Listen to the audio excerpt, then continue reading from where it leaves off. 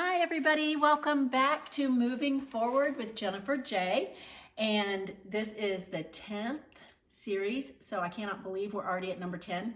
But if you have not been watching, these are not standalone segments, so you're going to want to go back and watch 1 through 9. And they're all in order except number 2, so you got to scroll over a little bit to find number 2 is not in order. So don't miss it, but once you get caught up, then you can watch this one. But I'm so glad the rest of you that have been watching all along and you're back for number 10. I really appreciate it. If you would put something in the comments down below and let me know that you're here, that you've been watching, or if you've missed one or can't find one. I've had a couple people tell me they couldn't find part 2, so I will help you get there if you need that, but let me know. So I am excited for a couple reasons. One is we're starting book 2. I actually got all the way through book 1, you guys. So I told you I had 4 of these, and we're going to start 2 today. But I want to go back real quick to book 1. Sorry, but I cut it off because I was out of time, and I wanted to go back real quick because there was an important piece that I did not share with you last time. So remember we were talking about Peter, and that God told him to push out into the deep and put down his net, and then he pulled up the blessing, right, of all the fish. And then it says that he followed him. Well, what he doesn't tell you is what happened in between. Like, what happened to all those fish, right? So you'll remember that Jesus is a fisherman. He's a businessman. Fishing was his trade. So, and he had business partners, James and John. And so they most likely took those fish to market and sold them. Because just a little before that in chapter 4, it talks about Peter's wife and his mother-in-law. And so you know that he was married, had a family, right? He had at least his wife and his mother-in-law. So God didn't just say, come follow me. God said, be obedient, push out into the deep, let down your nets, and I will bless you. And he blessed him by making him a disciple. That's huge, to be able to follow Jesus and learn from him one-on-one. Could you imagine how awesome that would be? But he also provided for him. He didn't just say, just come on. He gave him the money to take care of his family over here and the money to go on the mission trip over here. So he provided everything he needed. This was a big haul of fish, you guys. It was a lot of money. And it was enough to provide for his family while he was gone. And so I just wanted to share that with you because I wanted you to think about that and not miss that in that story, because God will provide. And you know, when he told me to come to Arizona, he had put me in a position, because of other circumstances, he had put me in a position where I didn't have anything financially to fall back on. And so I had to just trust him. And I did. And I got here. And here I am. And I have a place to live. I'm not living under a bridge. But he has provided all along the way.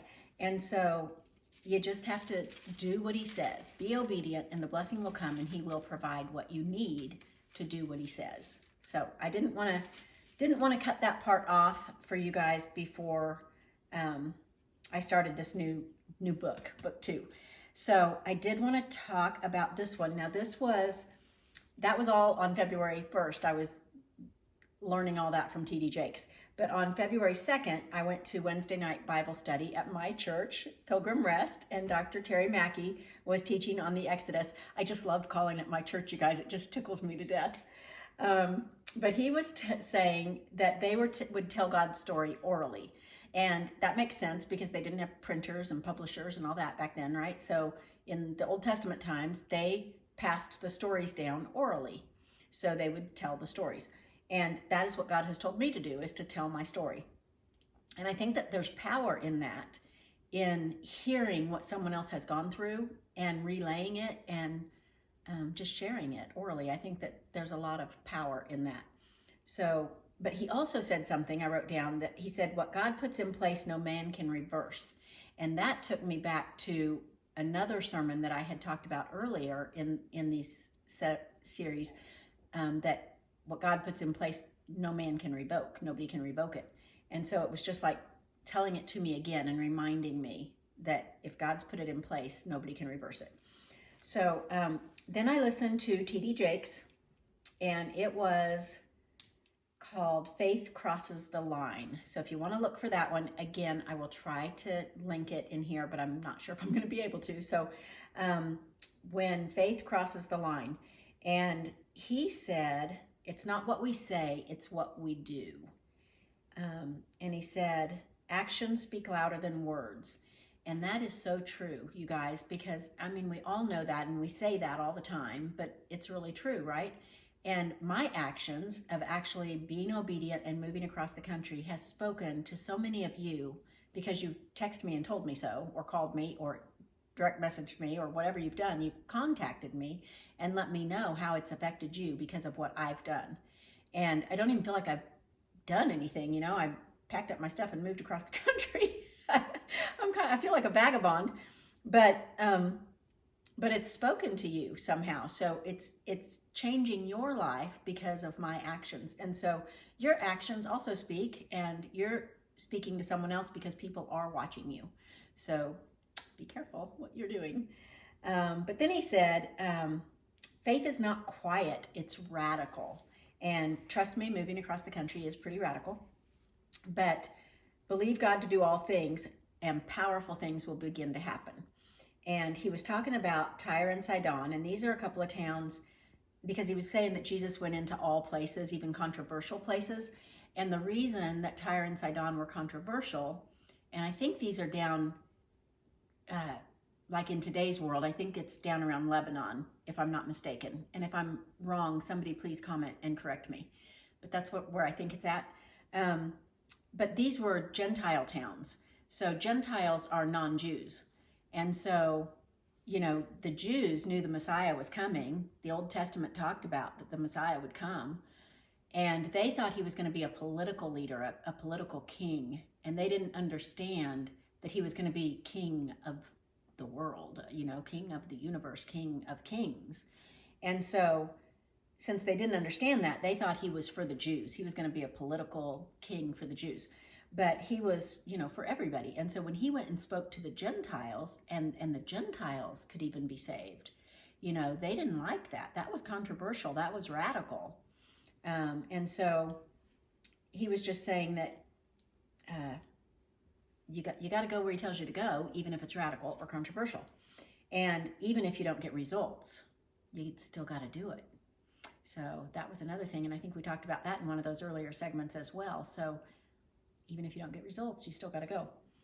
But Jesus was enough. But one thing he said that kind of scared me, you guys, he said, be acquainted with grief. And that doesn't sound fun. That does not sound fun at all. So, but I know he said it for a reason. And so I know I need to be praying about it, because apparently it's going to be happening. But rejection is part of service. And Jesus still had to go, and I still had to go, and so if there's rejection, and maybe that's what the grief is going to be about, I don't know.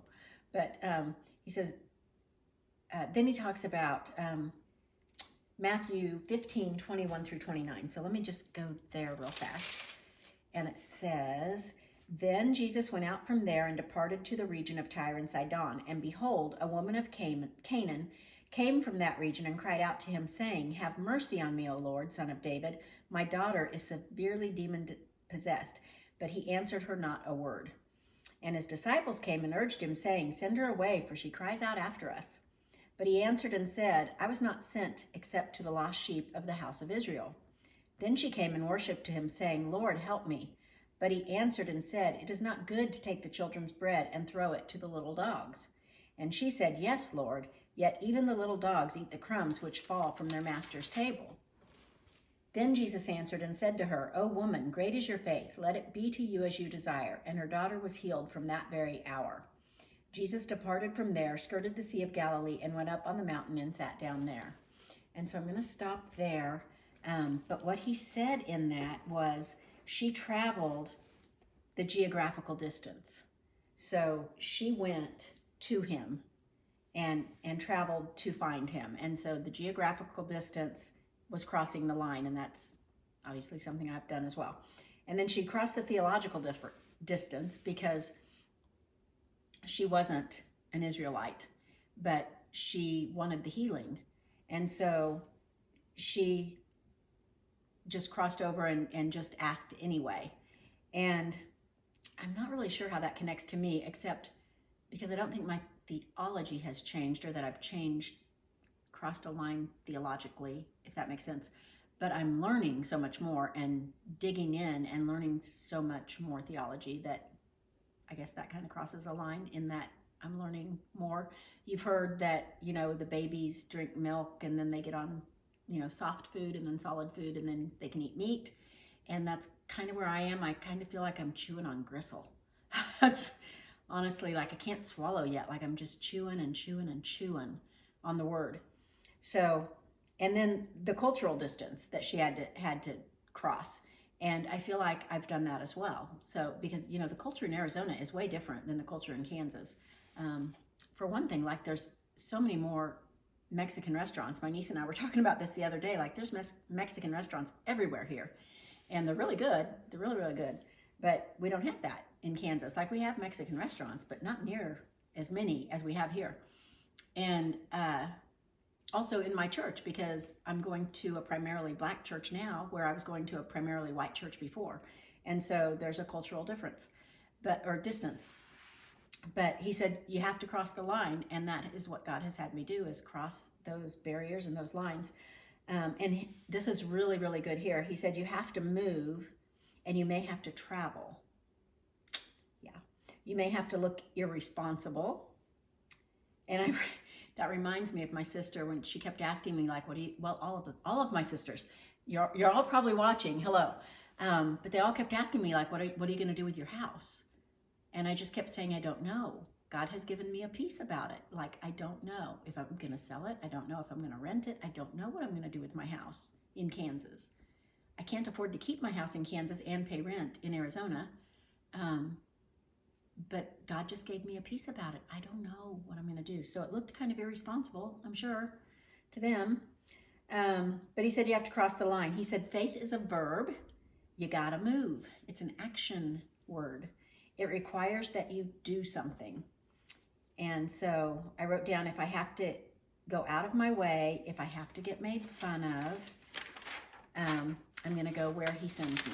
So T.D. Jakes also said, if you're easily discouraged, you won't make it.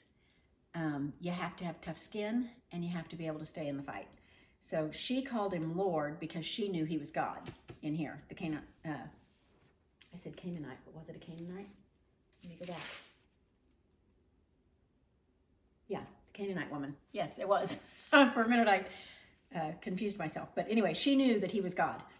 And he said, what are you willing to cross over to get to God? And, I was doing this in February, so I wasn't in Arizona yet. I was still in the process of knowing that I had to go on March the 1st. And so this was really speaking to me. And he said it will be inconvenient. And he was not wrong. But Jesus, at first, he answered her not a word. He was quiet. But she crossed over the silence. She was relentless and tenacious. And I'll never forget when I used to work at People's Bank, which doesn't exist anymore in Kansas. But when I did, Warner Lewis had called me a tenacious bulldog. And so I thought, okay, I've got that. I can be relentless and tenacious because, I told you I like to push forward. I like to push. So I guess that can be a good thing, but I have to be careful with it because it can also be a bad thing. But he said, obey even when it's silent. The Israelites had 400 years of silence. I cannot even imagine. I couldn't go 2 days, you guys. I was upset when I had 2 days of silence. So 400 years, I can't imagine.